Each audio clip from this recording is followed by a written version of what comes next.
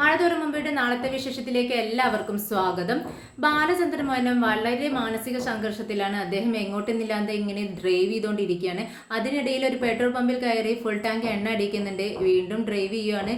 അതിനിടയിൽ പഴയ കാര്യങ്ങളൊക്കെ, ജീവിതത്തിൽ നടന്നിട്ടുള്ള കാര്യങ്ങളെല്ലാം ഓരോന്നോരോന്നായി ബാലചന്ദ്രൻ മേനോന്റെ മനസ്സിലേക്ക് ഇങ്ങനെ കടന്നു വരുന്നുണ്ട്. പിന്നീട് വൈജ ഇങ്ങനെ അടിച്ചുകൊണ്ടിരിക്കുക, ഫോൺ റിങ് ചെയ്തുകൊണ്ടേ ഇരിക്കുന്നുണ്ട്. പിന്നീട് മനുവും മാറി മാറി അടിക്കുന്നുണ്ട്. പക്ഷെ ബാലചന്ദ്രൻ അതൊന്നും എടുക്കുന്നില്ല. ബാലചന്ദ്രൻ മനസ്സിൽ വിചാരിക്കുന്നുണ്ട്, നീ അടിക്കടി വൈജേ, അടിക്ക്, പക്ഷെ ഞാൻ എടുക്കത്തില്ല. എപ്പോഴാണ് എടുക്കുന്നറിയാവോ? ഞാൻ എടുക്കുന്ന ആ ദിവസം നിന്റെ അവസാനമായിരിക്കും, അത് ഉറപ്പാണെന്ന് ഇങ്ങനെ ബാലചന്ദ്രൻ മേനോൻ ഇങ്ങനെ മനസ്സിൽ കരുതുന്നുണ്ട്. അലീനയ്ക്കും മനസ്സിൽ ഭയങ്കര ടെൻഷനുണ്ട്.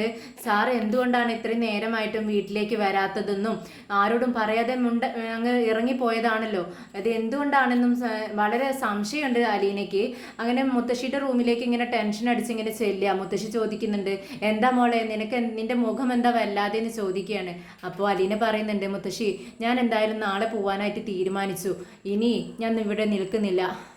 വൈജയന്തി മാഡം എൻ്റെ മുഖത്തേക്ക് പോലും നോക്കുന്നില്ല, ആരോടും, കുഞ്ഞുങ്ങളോടൊന്നും കുട്ടികളോടൊന്നും മിണ്ടുന്നുമില്ല. എന്നോടുള്ള ദേഷ്യം അവരോടും കാണിക്കുന്നത്. സാറ് തന്നെ ഇത്രയും നേരമായിട്ടും വന്നിട്ടില്ല മുത്തശ്ശി എന്ന് പറയുകയാണ്. ഇത് കേട്ടതും മുത്തശ്ശി പറയുന്നുണ്ട്, എന്താ മോളെ നീ പറയുന്നത്? നീ നാളെ പോവാണെന്നോ? അങ്ങനെ പോയാൽ എൻ്റെ കാര്യങ്ങളൊക്കെ ആര് നോക്കും? നീ മനുവിനോട് പറഞ്ഞു പോകുന്ന കാര്യമെന്ന് ചോദിക്കുന്നുണ്ട്. ആ, മനുവേട്ടനോട് ഞാൻ വിളിച്ചു പറഞ്ഞിട്ടുണ്ട്. നീ എങ്ങോട്ടാ പോകുന്നതെന്ന് ചോദിക്കുകയാണ് മുത്തശ്ശി. ഞാൻ തൽക്കാലം മാമസനങ്ങളുടെ വീട്ടിലേക്ക് പോകാനാണ് തീരുമാനിക്കുന്നത്. അവിടെ നിന്നൊരു ജോലി നോക്കണം. മനുവേട്ടനോട് ഞാൻ എല്ലാ കാര്യങ്ങളും പറഞ്ഞിട്ടുണ്ടെന്ന് പറയുകയാണ്.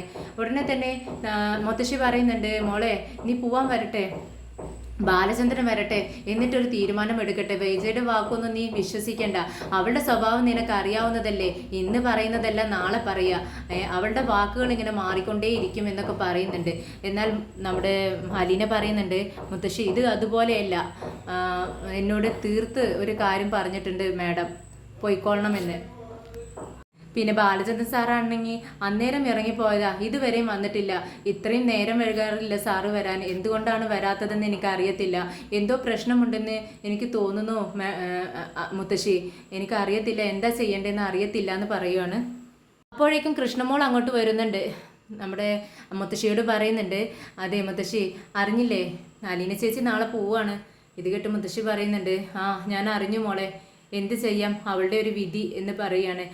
വിധി അറിയാം, അവള് പോകുമ്പോൾ, അലീന ചേച്ചി പോകുമ്പോൾ അമ്മ പഠിച്ചോളും. ഓരോ ജോലിക്കാർ വന്നിട്ട് അമ്മയുടെ കേട്ട് കഷ്ടത്തിലാക്കുമല്ലായിരുന്നോ? ഈ അലീന ചേച്ചി വന്നപ്പോൾ ഭയങ്കര സുഖമായിരുന്നു. എന്നാലും അമ്മയ്ക്ക് കണ്ണുകടിയാ അലീന ചേച്ചിയോട്. അലീന ചേച്ചി പോയാ അമ്മ ഒരു പാഠം പഠിക്കും എന്ന് പറയുകയാണ് കൃഷ്ണമോള്. അങ്ങനെയൊന്നും പറയല്ലേ മോളെ, അമ്മയെക്കുറിച്ച് അങ്ങനെയൊന്നും പറയരുത് എന്ന് അലീനയും പറയുന്നുണ്ട്. എനിക്ക് പകരം ഞാനല്ലെങ്കിൽ വേറൊരാൾ, ആരെങ്കിലും ഒരാൾ ഇവിടെ വരും. നിങ്ങൾക്ക് അമ്മയ്ക്ക് അത് മതിയല്ലോ, അമ്മയ്ക്ക് ജോലികളെല്ലാം വൃത്തിയായി കഴിയണമെന്ന് മാത്രമല്ലേ ഉള്ളൂ. അപ്പോൾ ആരെങ്കിലുമൊക്കെ വരും, ആരെങ്കിലുമൊക്കെ പണിക്ക് ആക്കും അമ്മ എന്നിങ്ങനെ പറയുകയാണ് നമ്മുടെ അലീന. കുറച്ച് കഴിഞ്ഞതും രേവതി കുട്ടി അലീനയ്ക്ക് വിളിക്കുന്നുണ്ട്. എന്താ മോളെ എന്ന് ചോദിക്കുകയാണ്. ആ അലീന ചേച്ചി എന്തുണ്ട് വിശേഷം എന്ന് ചോദിക്കുമ്പോൾ, മോളെ ഞാൻ നാളെ അങ്ങോട്ടേക്ക് വരാൻ വേണ്ടി തീരുമാനിച്ചു. എന്തായാലും ഞാൻ ഇവിടെ നിന്ന് ഇറങ്ങാൻ തീരുമാനിച്ചു, എല്ലാവരോടും യാത്ര പറഞ്ഞുകൊണ്ടിരിക്കുകയാണെന്ന് പറയുകയാണ്. അത് കേട്ടതും രേവതി കുട്ടിക്ക് സന്തോഷമാവുന്നുണ്ട്. ആണോ ചേച്ചി, ഇങ്ങോട്ട് വന്നേക്ക്, ഞാനിത് പറയാൻ തന്നെയാണ് വിളിച്ചത്. പിന്നെ എല്ലാവരോടും യാത്ര പറഞ്ഞു, ബാലചന്ദ്രൻ സാറിനോടും പറഞ്ഞോ എന്ന് ചോദിക്കുന്നുണ്ട്. ഇല്ല മോളെ, ബാലചന്ദ്രൻ സാറ് ഉച്ചയ്ക്ക് ഇവിടെ നിന്നും ഇറങ്ങിപ്പോയതാ, എന്താണെന്ന് അറിയത്തില്ല. ഇത്രയും നേരമായിട്ടും വീട്ടിലെത്തിയിട്ടില്ല. മാഡം വിളിച്ചുകൊണ്ടിരിക്കുന്നുണ്ടെന്ന് തോന്നുന്നു, പക്ഷേ എടുക്കുന്നില്ലെന്നാണ് തോന്നുന്നത്. മാഡം ആകെ ടെൻഷൻ അടിച്ചിരിക്കുന്നുണ്ട് റൂമിലെന്ന് പറയുന്നുണ്ട്. ഉടനെ നമ്മുടെ രേവതി കുട്ടിയോട് ചോദിക്കുന്നുണ്ട് അലീന, മോളെ നിങ്ങൾ ഇന്ന് പോയിട്ട് എന്തായി, ഷിറിനെ കണ്ടോ എന്ന് ചോദിക്കുകയാണ്. അപ്പോൾ രേവതി കുട്ടി പറയുന്നുണ്ട്, ആ ഞാൻ ആ വിവരം പറയാൻ വേണ്ടിയിട്ട് അലീന ചേച്ചി വിളിച്ചത്. ഞങ്ങൾ അവിടെ പോയപ്പോൾ ഭയങ്കര കാഴ്ചയാണ് കണ്ടത്. ഞങ്ങൾ ഞെട്ടിപ്പോയി ചേച്ചി, ഞങ്ങൾ ഇങ്ങനെയൊന്നല്ല പ്രതീക്ഷിച്ചത്. ആ ചേച്ചി എവിടെയെങ്കിലുമൊക്കെ വിവാഹം കഴിഞ്ഞിട്ട് സുഖമായിട്ട് ജീവിക്കുകയായിരിക്കുന്ന വിചാരിച്ചത്. പക്ഷേ ആ ചേച്ചി ഉണ്ടല്ലോ, ആകെ സമനില തെറ്റിയ രീതിയിലാണ് ഞങ്ങൾ കണ്ടത്. ആകെ പ്രശ്നമായി ചേച്ചി. ഞങ്ങളെ കണ്ടത് ഞങ്ങളോട് പറഞ്ഞു ഞങ്ങളാ ആ ചേച്ചിയുടെ കുഞ്ഞിനെ കൊന്നതെന്ന്. എന്നിട്ട് ഞങ്ങളെ ആക്രമിക്കാനായിട്ട് വന്നു. അപ്പോഴേക്കും അവിടെ ഉണ്ടായിരുന്ന ചേച്ചിയും ചേട്ടന്മാരും കൂടി അവരെ പിടിച്ച് ഹോസ്പിറ്റലിലേക്ക് കൊണ്ടുപോയി എന്നൊക്കെ പറയാണ്. അങ്ങനെയാണോ മോളെ? എന്നിട്ട് എന്തെങ്കിലും വിവരങ്ങളൊക്കെ കിട്ടിയോ? എന്താ ആ കുട്ടിക്ക് പറ്റിയതെന്ന് ചോദിക്കുകയാണ് അലീന. അതറിയത്തില്ല ചേച്ചി. അവർ പറഞ്ഞു അവിടെ ഒരു ചേച്ചി ഉണ്ടായിരുന്നു. ആ ചേച്ചി പറഞ്ഞു ആ കുട്ടി ഷെറിൻ ചേച്ചിൻ്റെ വിവാഹം കഴിഞ്ഞ് 2 വർഷമായപ്പോഴേക്കും ഡൈവോഴ്സായി. അതിന് ശേഷമാണ് ഇങ്ങനെയൊക്കെ രോഗങ്ങളൊക്കെ കണ്ടു തുടങ്ങി, മാനസിക നില തെറ്റിയതെന്നാണ് പറയുന്നത്.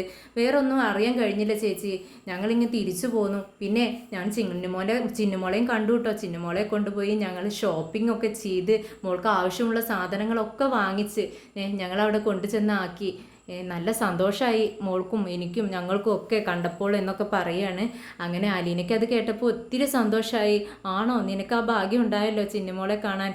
എനിക്കും കാണണമെന്നുണ്ട്. എന്തായാലും അവിടെ വന്നിട്ട് ഒരു ദിവസം നമുക്ക് അന്ന് പോയതുപോലെ എല്ലാവർക്കും കൂടി ചിന്നുമോളുടെ അടുത്ത് പോകണം എന്ന് പറയാണ്. ആ ചേച്ചി എത്രയും പെട്ടെന്ന് ഇങ്ങോട്ടേക്ക് വാ എന്ന് പറയുന്നുണ്ട് രേവതിക്കുട്ടി. പിന്നീട് കൃഷ്ണമോളും ബബിതയും കൂടി അമ്മയുടെ അടുത്ത് വൈജയന്തിയുടെ അടുത്തേക്ക് വരികയാണ്. വൈജയന്തി ഇങ്ങനെ ഫോൺ അടിച്ചിട്ടും ബാലചന്ദ്രൻ എടുക്കാത്തതിൻ്റെ ടെൻഷനിലാണ്. എല്ലാ ടെൻഷനും, അലീനയുടെ ടെൻഷനും ബാലചന്ദ്രൻ്റെ ടെൻഷനും എല്ലാം കൂടെയായി ആകെ തല പുകയുന്ന അവസ്ഥയിലാണ് വൈജയന്തി ഇരിക്കുന്നത്.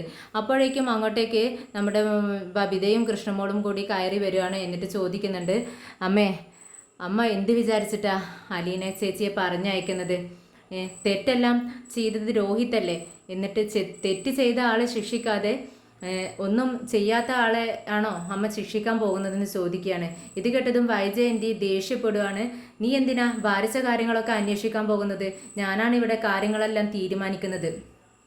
അതുപോലെ മാത്രമേ ഇവിടെ സംഭവിക്കത്തുള്ളൂ. നീ അതിൽ ഇടപെടേണ്ട ആവശ്യമില്ല എന്ന് പറയാണ്. അതെനിക്കറിയാം, അമ്മ തീരുമാനിച്ച കാര്യങ്ങളെ തന്നെ നടക്കത്തുള്ളൂ എന്ന്. പക്ഷേ ഞാൻ പറഞ്ഞേ ഉള്ളൂ, ഇത്രയും നല്ലൊരു ചേച്ചിയെ, ഇത്രയും നല്ല സ്വഭാവമുള്ളൊരു ചേച്ചിയെ ഇനി ഒരിക്കലും അമ്മയ്ക്ക് കിട്ടത്തില്ല കേട്ടോ. മുത്തശ്ശി എത്ര നന്നായിട്ടാണ് നോക്കുന്നത്. എന്തൊരു സ്വഭാവമാണ് ആ ചേച്ചിയുടേത്. എന്തിനാ അമ്മ ഇങ്ങനെയൊക്കെ ചെയ്യുന്നത്? പാപം കിട്ടും അമ്മയ്ക്കെന്ന് പറയാണ്. കൃഷ്ണേ, നിനക്കിവിടെ നിന്നും പോകുന്നതാണ് നല്ലത്. എൻ്റെ വായിലിരിക്കുന്നത് നീ കേൾക്കാൻ നിൽക്കണ്ട. ഞാൻ അല്ലെങ്കിൽ ടെൻഷനായിട്ടാണ് ഇരിക്കുന്നത്.